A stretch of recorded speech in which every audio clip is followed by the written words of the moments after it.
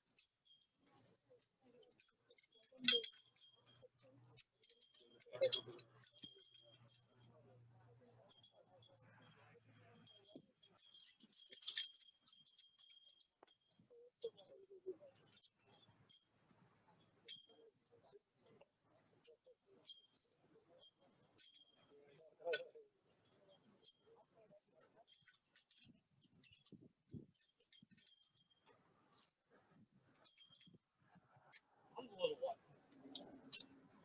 I'm a little what? He's older what?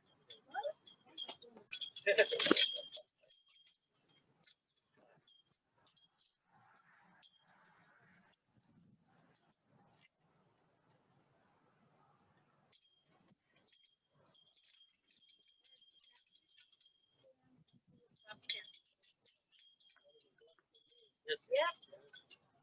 I'm the only girl. Yes.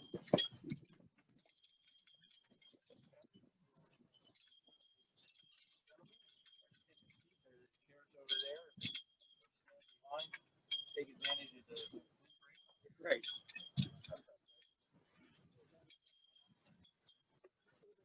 So I would certainly welcome you all, and I presume, Mark, you are with us via Zoom, and any others that have joined us, I welcome you. And at this time, we're going to begin the ceremony at the graveside with our military honors. Post.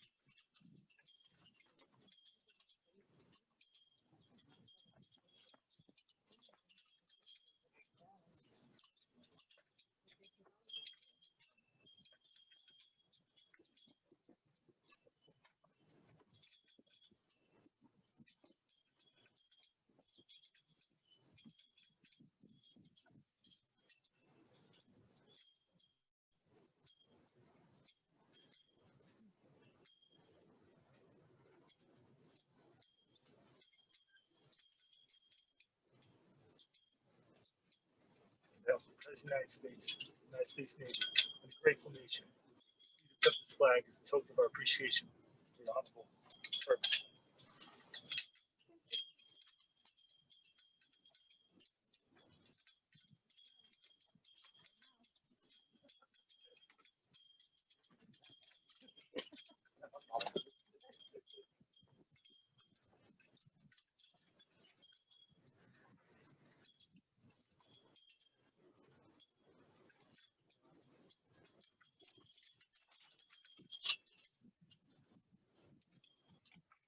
And now our service, Rabbi, as you're ready. Good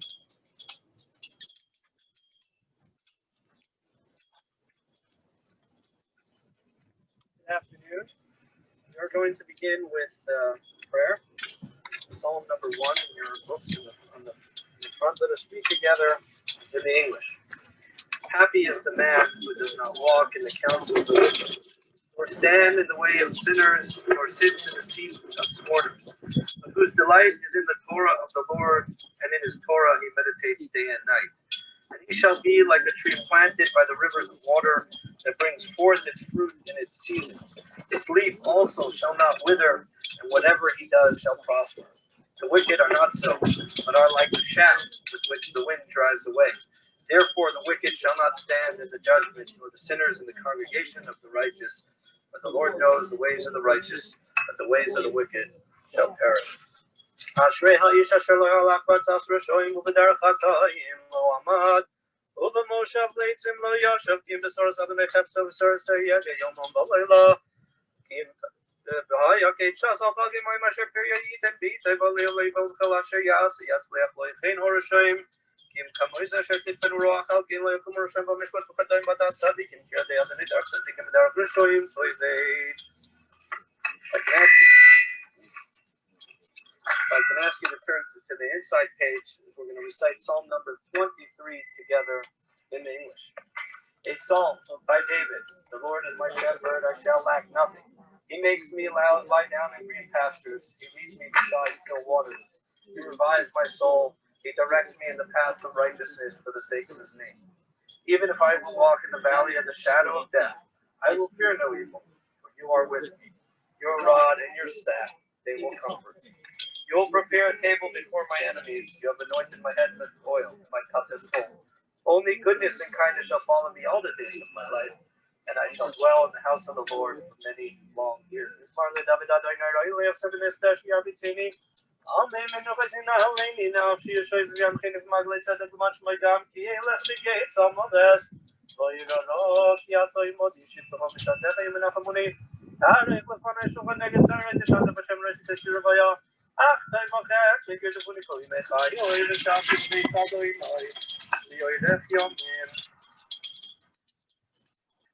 We gather today to say goodbye to the physical remains of Yosef ben Chaim of Gerald Bruskin. Jewish tradition teaches us that life consists of two parts, of the body and of the soul. And though today we are saying goodbye to Gerald's physical body and a farewell and escorting him on this journey,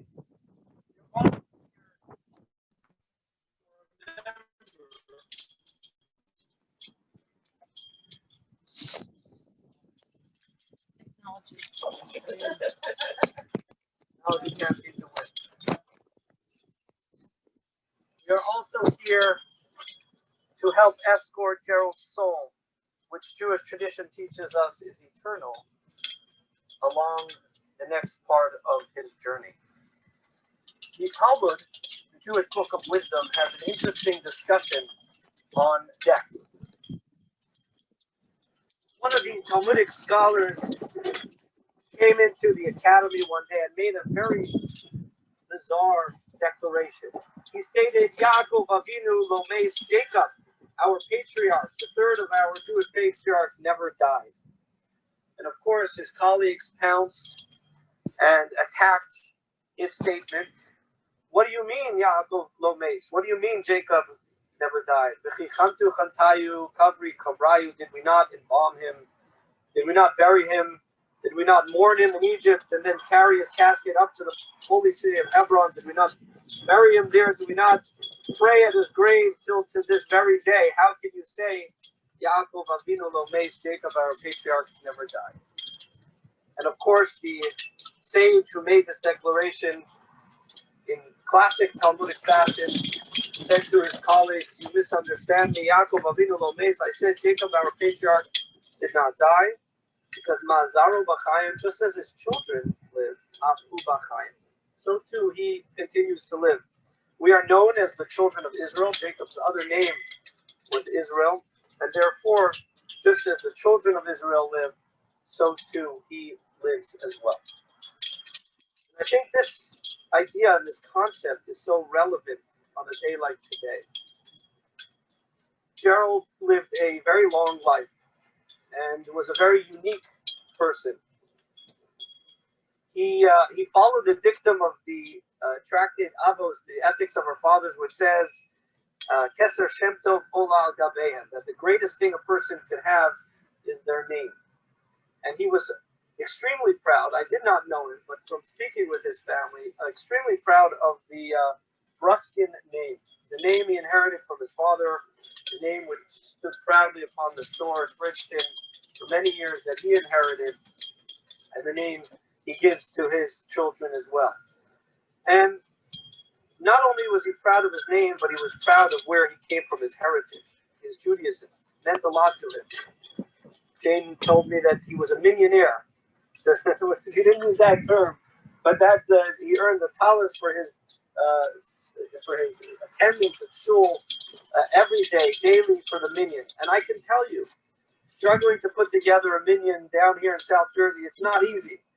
And what he did was, to help the community, being part of a minyan, being a part of a community. A minyan is a quorum, it's a community. He surrounded himself by a wonderful community. He did that in Bridgeton, and of course he did that in Florida. And, he was not without his faults, as no human being is without their faults, but he grew better with age.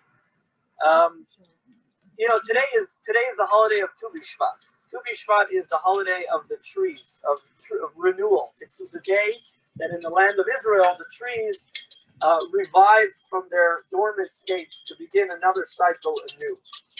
And so I'll take an analogy from the trees. Gerald was like a fine wine, a grape. And the longer it aged, the better, and the more he learned from his experiences, and the better he became.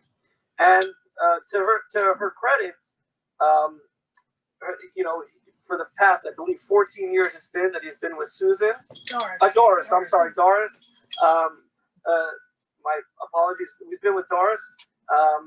She's brought the best out of him, and she's helped him to become, to learn from his experience and to become the great man that he left this world. And I think taking the analogy, or the discussion of death in the Talmud to heart, I think there's something that Gerald can teach us, and something that we can keep him alive by, a lesson by which we can keep him alive. We should always be proud of who we are, no matter where we are, no matter how far we are, maybe from our not in the land of Israel, we're not in New York City, and in Bridgeton, it's not known as a Jewish community, but he was proud, and he was proud to help build a Jewish community in the city of Bridgeton to the very end, to be involved in the synagogue to the very end, and then to, again, be proud of who he was in Florida, to be involved with the synagogue in Florida, I believe, at Boynton Beach, where he was.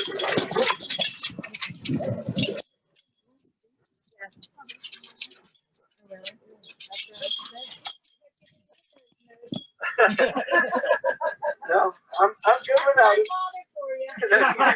He's like, I don't agree with what you have to say, right?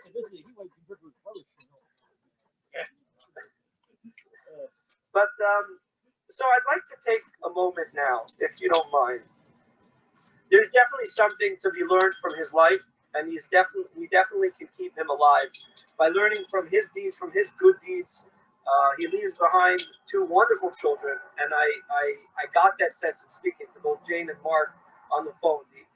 The word that came to mind was a mensch. His children are mentioned, and I was very touched by that. And he leaves behind not only physical children, but also his deeds he leaves behind. His positive deeds, his positive impact on the world.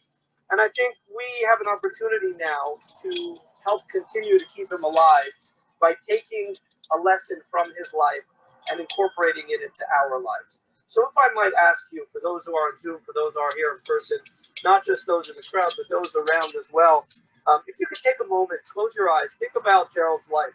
Think about something that he did in this world that you are going to take home with you and allow for the influence on your life.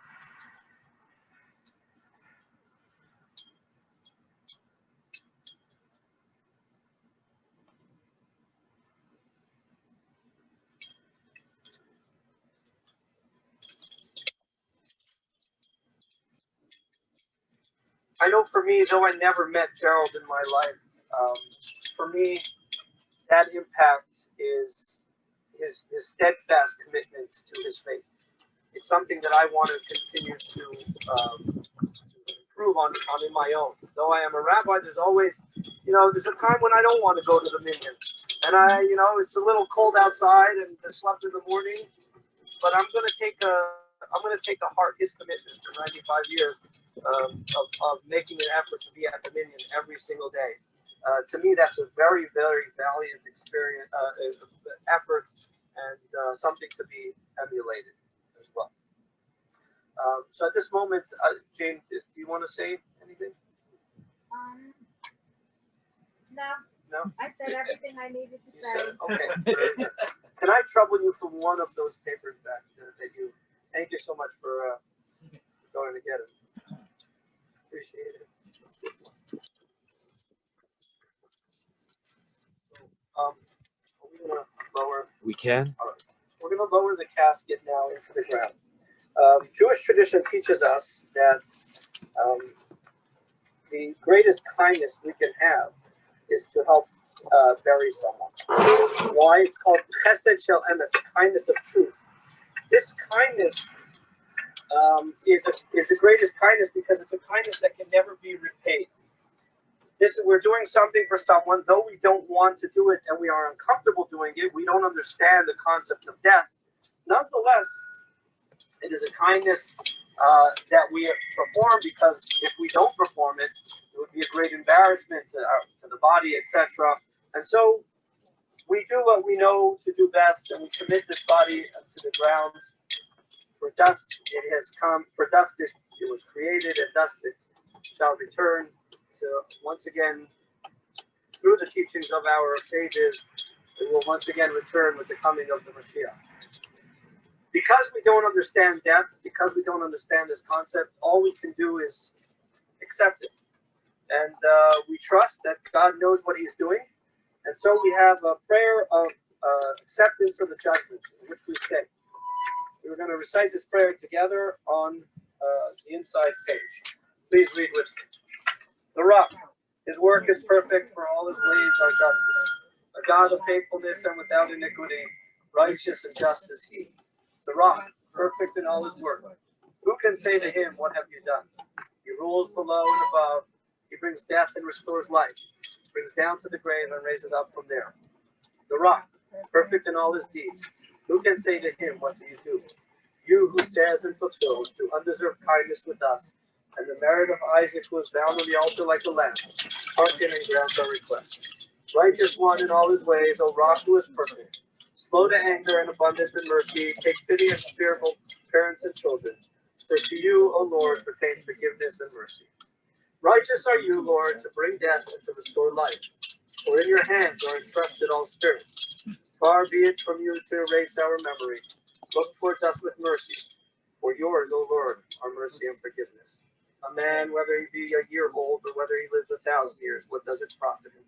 For is it not as if he had never been? Blessed be the true judge, who brings death and restores life. Blessed be he, for his judgment is true, as he scans everything with his eye, and he rewards man according to his account and his judgment. Let all give praise to his name. We know, Lord, that your judgment is right. You are righteous when you speak and pure when you judge, and none shall question your judgment. Righteous are you, Lord, and your judgments are just. You are the true judge. You judge with righteousness and truth. Blessed be the true judge. All judgments are righteous and true. The soul of every living creature is in your hand. Righteousness fills your right hand and left hand.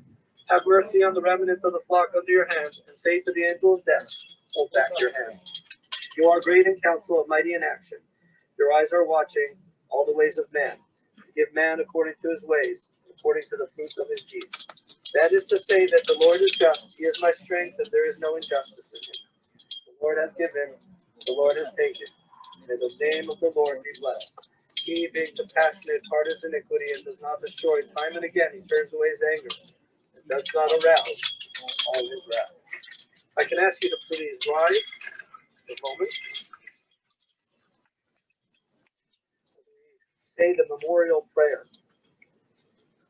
This is not the Kaddish, not yet. This is the Yom Mole prayer.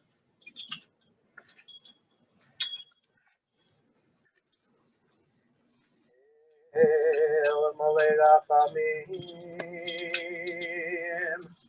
Shoyachena Bamroyam, Amatzeh Menucha Nechoina Kanfei Ashkina, V'Malos Kedoshim Utorim, Kezoar Harakia, Mavirim Es Nishmat, Yosef Ben Chaim Shalach Liolamo, Babur Shenat Mutzdark Abad Haskaras Nishmaso, Began Eden, Tehel Menuchaso, Elohem, Vala Rachamim Yasirei, Ubesei Zekanofah, Liolami.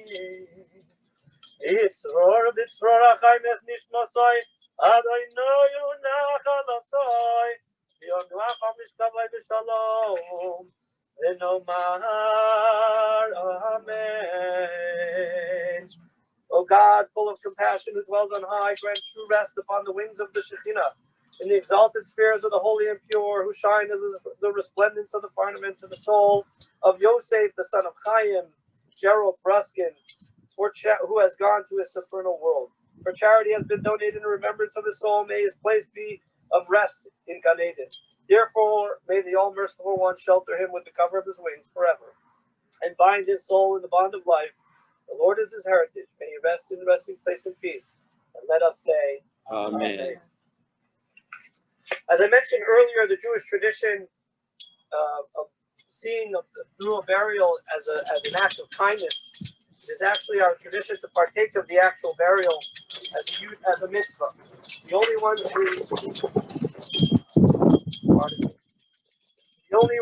who we ask not to actually physically partake in the burial are children, because it would be a little disrespectful for a child to go ahead and physically bury their parent. As a Jewish tradition, we don't understand death, and we're not comfortable with death. So we do things a little strange. Rather than the first shovel full of earth, we want to do it reluctantly, like we don't really accept the experience. And so we take the shovel, we flip it over backwards, and we put it into we put a little bit of earth into the grave. As well, we don't hand the shovel from one person to another, not just during COVID, but at all times, because we don't want to be too eager to go through this experience of burial. But it is a great mitzvah to participate in the burial, so I ask anyone who wishes to participate, please join me as we'll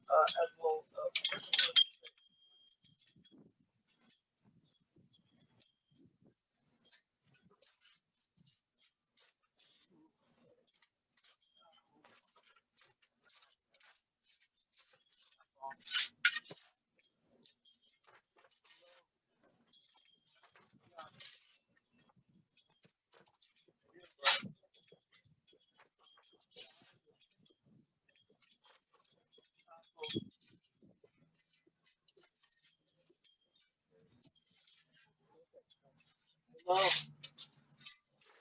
Out here. Come on. Anyone else who wishes to participate?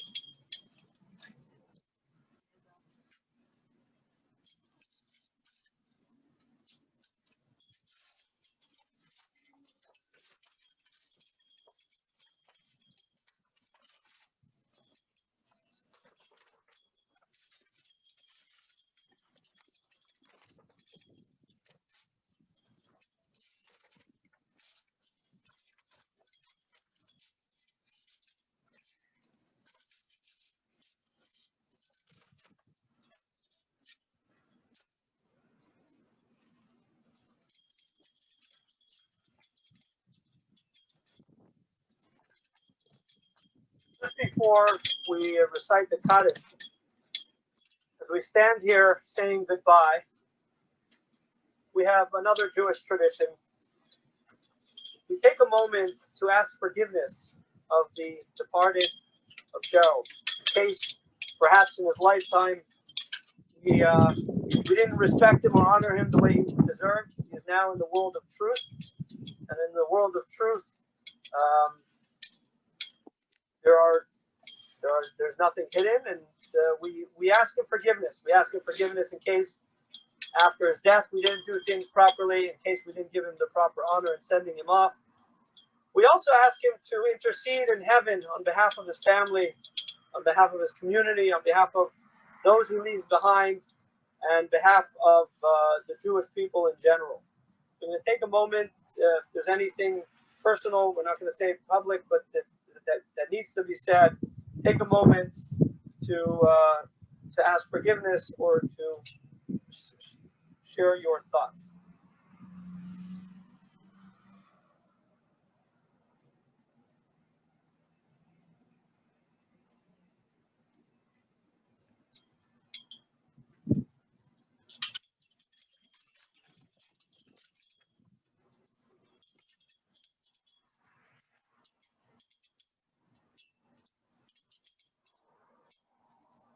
It is at this time that Gerald's soul is journeying from between worlds.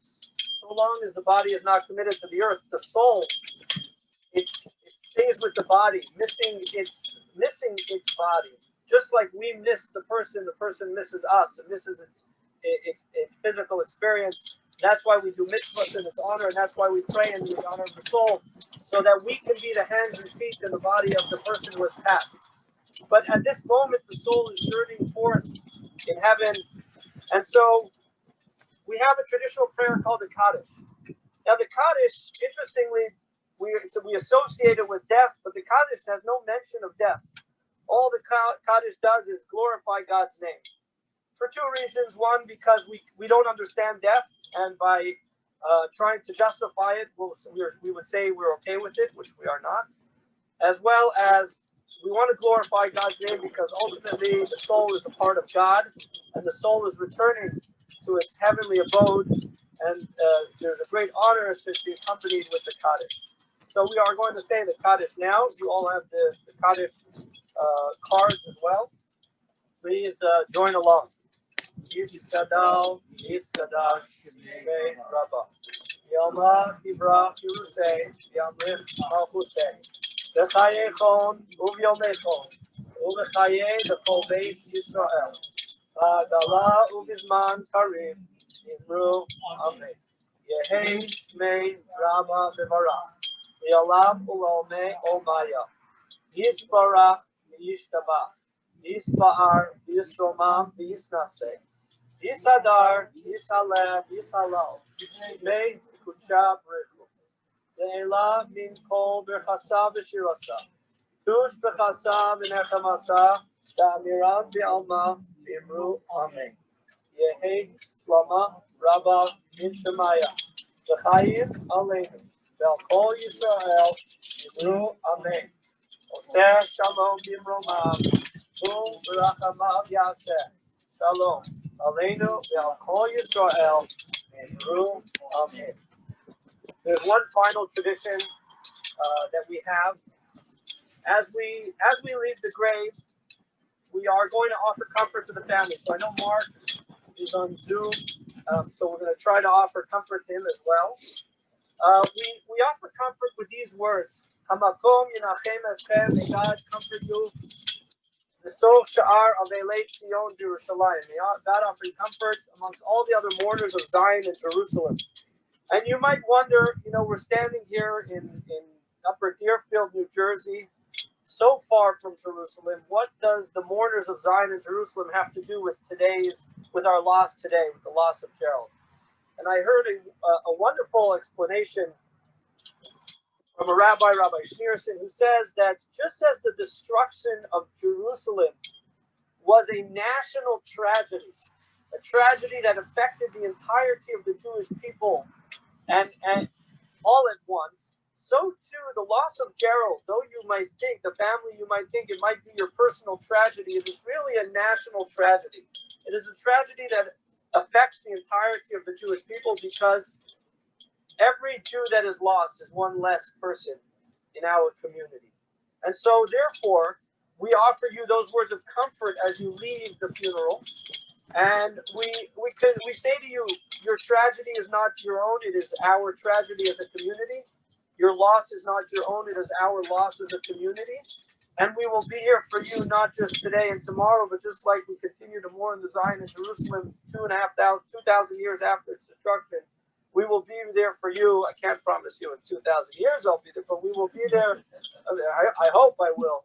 But we will be there for you tomorrow and the day after and the day after. You just reach out, or we're here for you as you go through the grieving process, you go through the mourning process.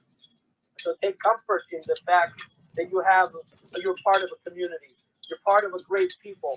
We are all part of an amazing heritage. And these are the words that you should take comfort in. And so I ask, as we walk away from the grave, that we make two paths here for everyone who's here, if you don't mind.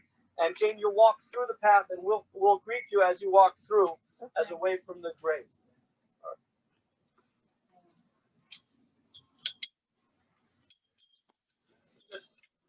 Two lines, you can stand on that side to walk through, and everyone will repeat after me. And if you could take Mark with us on this journey on Zoom. I know everyone else will be joining on this journey as well, but Mark, we offer you these same words of comfort as well, all the way in California, Mission Viejo, California. And so we offer you these words. Please repeat after me. Hamakom Yenachem Eschem Yisov She'ar Avelei Zion Yerushalayim.